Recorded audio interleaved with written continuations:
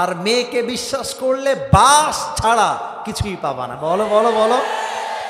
মেয়েরা সবাই বিশ্বাসঘাতক তা নয়, বাট আজকালকার কিছু মেয়েদের কাছে, লজ্জা লাগছে বলতে তবুও বলছি, কিছু মেয়েদের কাছে যুবকদের জীবন নিয়ে খেলা ব্যবসার মতো হয়ে গেছে, ব্যবসা। প্রিয় বোন যারা শুনছেন মাথায় রাখবেন, যুবকের জীবন নষ্ট করে, পুরুষের জীবন নষ্ট করে কোন মেয়ে তার স্বামীর ঘরে সুখে থেকেছে এই ইতিহাস পৃথিবীর কোথাও খুঁজে পাওয়া যাবে না। পুরুষের মন নিয়ে খেলার পূর্বে নিজেকে নিয়ে ভেবে নেন যে মানুষকে ঠকায়, মানুষ আসলে ঠকে না, মানুষ তো জিতে যায়, কিন্তু যে ঠকায় দিন শেষে সে নিজেই ঠকে যায়, ঠিক কিনা বলো?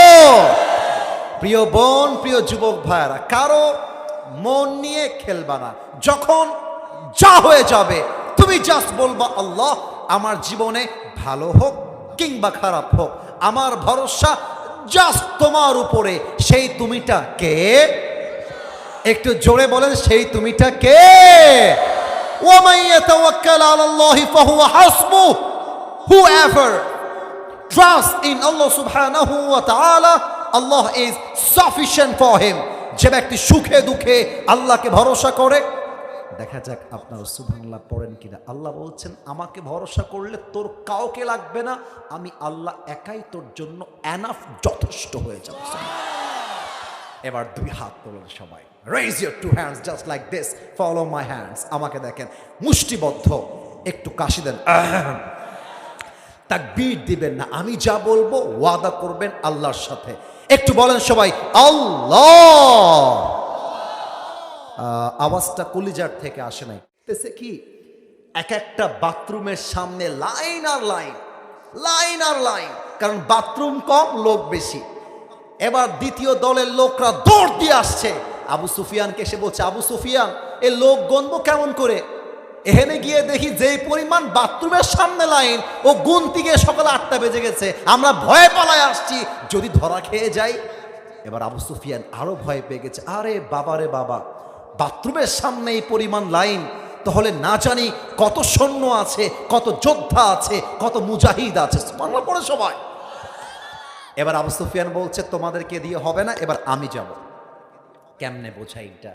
মনে করেন একটু আমার ডান হাত দেখেন, look at my right hand, হাদিসটা প্র্যাকটিক্যালি বোঝাবো।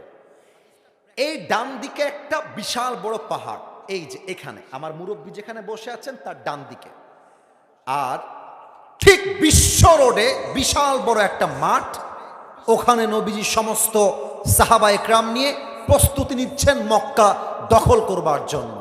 তো আবু সুফিয়ান পাহাড়টা চড়ে চড়ে পাহাড়ের উঁচায় গিয়েছে, আর দূর থেকে দেখছে পিপিলিকার মতো মানুষ আর মানুষ মক্কা দখল করবার জন্য প্রস্তুতি নিচ্ছে। আরে ভাই, এখানে 1-2 হাজার লোক হবে, দেখলে কত মনে হচ্ছে, আর ওখানে 10,000 মুসলমান। আবু সুফিয়ানের চোখটা ধাঁধা লেগে গেছে, ভয়ে কাঁপতে শুরু করে দিয়েছে। এবার যখন আবু সুফিয়ান বাসার দিকে ফিরবে, রাস্তার মধ্যে আব্দুল্লাহ ইবনে আব্বাসের সাথে দেখা।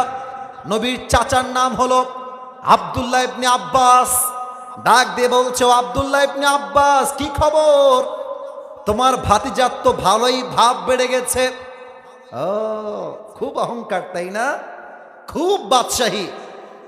যেই মক্কার থেকে পালিয়ে গিয়েছিল মুখ লুকিয়ে, আজ সেই মক্কাকে দখল করতে চায়। ও তোমার ভাতিজার খুব সাহস হয়ে গেছে তাই না? এবার আব্দুল্লাহ ইবনে আব্বাস নরম সুরে বলছে, এই আবু সুফিয়ান, তোমার চোখে শয়তান ধোঁকা দিয়েছে, চোখটা খোলো, তাকায় দেখো। এটার নাম অহংকার নয়, এটার নাম হচ্ছে আল্লাহ প্রদত্ত বিজয়, ঠিক কিনা বলে? এবার আবু সুফিয়ান বাসায় ফিরে গেছে। এবার নবীজি সাহাবা একরামদেরকে বলতে, সাহাবা একরাম শোনো, 1 নাম্বার কথা, মক্কায় যখন যাবে কোন বৃদ্ধার গায়ে হাত তুলবে না, বৃদ্ধর গায়ে হাত তুলবে না। 2 নাম্বার, মক্কায় যখন যাবে কোন শিশুকে, কোন মাকে, কোন বোনকে আঘাত করবে না।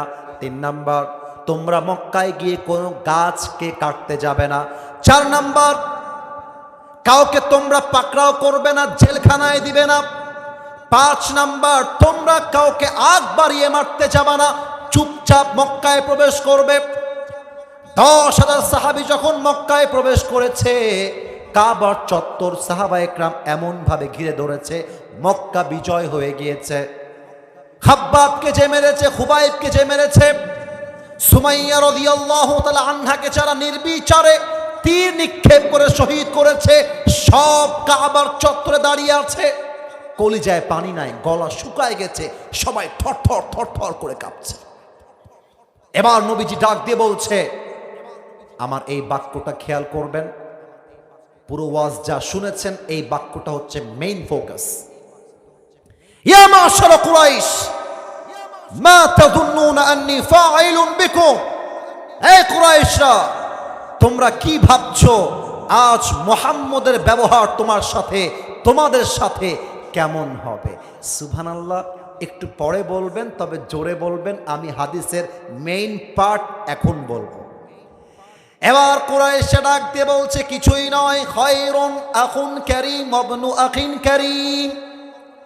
হে মুহাম্মদ, তোমার থেকে আমাদের কোনো আশা নেই, আমরা জাস্ট এতটুকু আশা করি, একজন ভ্রাতুষ্পুত্র ভাই যেমন তার ভাইয়ের সাথে ব্যবহার করে, আমাদের আশা তুমিও আমাদের সঙ্গে তেমন ব্যবহার করবে।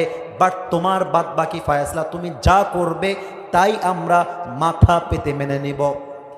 এবার আল্লাহ রাসূল ডাক দিয়ে বলছেন, কুরাইশরা শোনো, লা Tasriba আলাইকুমুল ইয়াউম ইযহাবু ফাআনতুমুত তুলাকা।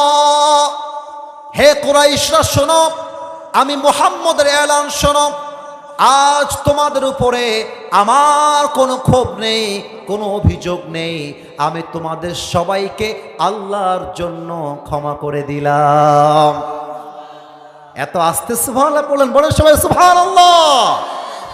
In the history of mankind, never has been anyone shown such a greatness in forgiveness as the last messenger Muhammad sallallahu alayhi wasallam, when all of his enemies under his feet and he forgave on and all just because the sheikh of Allah subhanahu wa ta'ala.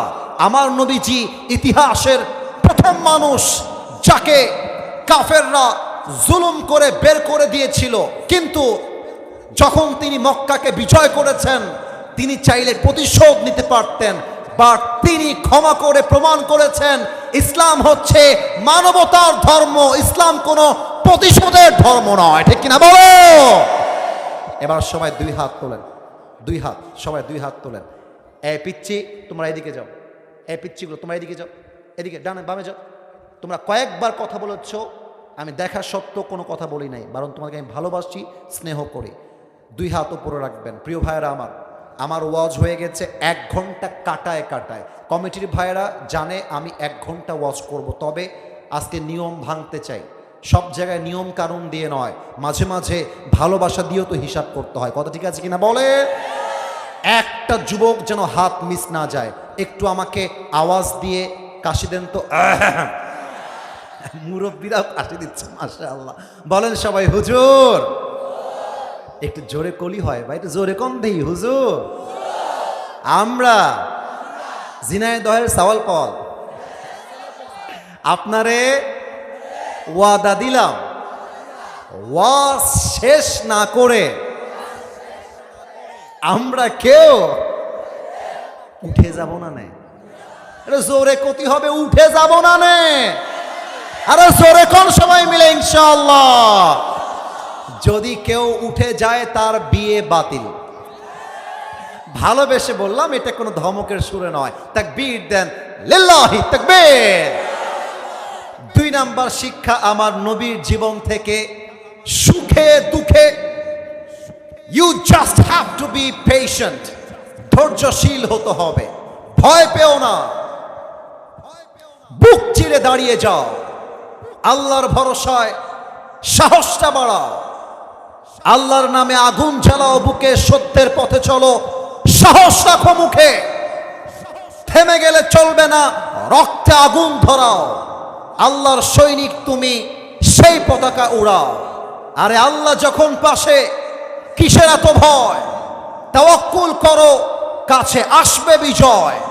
Mizanur Rahman Azhari হুজুরের একটা famous dialogue আছে, আধারে ভয় পেও না, আলো আছে আড়ালে, অন্ধকার পালিয়ে যাবে তুমি উঠে দাঁড়ালে। ঠিক কিনা বলো? ইয়া আইয়ুহাল্লাযীনা আমানু ইসতাঈনু বিস-সাবরি ওয়াস-সালাহ। আল্লাহ বলছে তোমরা আমার কাছে সাহায্য চাও ধৈর্য এবং নামাজের মাধ্যমে। সাহায্য চাইবা, আমি আল্লাহ গায়েবী ভাবে তোমাকে আমার সাহায্য পৌঁছায় দিব। সুবহানাল্লাহ পড়বেন না আপনারা? এবার ঝিনাইদহবাসীর মেধাকে চেক করতে চাই, ইসলাম আপনারা কতটা জানেন। আমি বিশ্বাস রাখি 95% মানুষ আমাকে রাইট আনসার দিবে, 5% মানুষ হয়তোবা ভয়ে ভয়ে চুপচাপ থাকবে। দেখা যাক আসলে কি হয়। বলেন তো সবাই, আমার নবীজির কয়েকজন মেয়ে ছিল, কিন্তু সবচাইতে কলিজার টুকরা নয়নের মণি, সবচাইতে মায়ার মেয়ে একজন সবচেয়ে বেশি ছিল। সেই মেয়ের নাম কি? হ্যাঁ, রাইট আনসার। ভয় পেয়েছে যারা, তারা চুপ ছিল, আর কোনো ভয় নেই। নাম হচ্ছে Fatema. It's time for you. এবার আপনাদের পালা। বলেন সবাই, নাম কি মা? আর একটু জোরে, নাম কি মা? ফাতেমা রাদিয়াল্লাহু তাআলা আনহা। এবার দ্বিতীয় প্রশ্ন, ফাতেমার স্বামীর নাম কি ছিল? বাচ্চারা উত্তর দেয়, you are not answering me man, why? তোমরা উত্তর করো না কেন রে ভাই? পায়ে হাত রেখে বলছি, আমাকে কেউ খারাপভাবে নেবেন না। আমি কাউকে ডিসরেসপেক্ট করার জন্য প্রশ্ন করছি না। আমি চাই আপনাদের ব্রেইন মন ওয়াজে থাকুক, তাই প্রশ্ন করছি। আর একবার, ফাতেমার স্বামীর নাম আলী রাদিয়াল্লাহু তাআলা আনহু। এবার একটা প্রশ্ন করব, লাস্ট, বাচ্চা বাচ্চা পারবে। বলেন তো, ফাতেমার গর্ভ থেকে 2 জন জান্নাতের সর্দার এসেছে, এক হাসান, 2 হুসাইন রাদিয়াল্লাহু তাআলা আনহুমা। আহা, ধৈর্য কাকে বলে? ওয়াজ তো করলে করাই যাবে, শেষ হবে না। বাট অল্প কথাই বলি, বুঝে নেন, আপনার আজীবন কাজে আসবে। একটা কথা বলে দেই, যুবকরা লজ্জা পেও না। আম্মা জান লজ্জা পাবেন না, আব্বা জান লজ্জা পাবেন না। আমরা অনেকে গ্রামের ছেলে, আমার বাবা গরিব, এটা বলতে আমরা লজ্জাবোধ করি। আরে বেটা, আমি গ্রামের ছেলে বলতে আমার লজ্জা নাই। পুরো দেশে যত ইতিহাস তৈরি হয়েছে তার 80% ইতিহাস গ্রামের।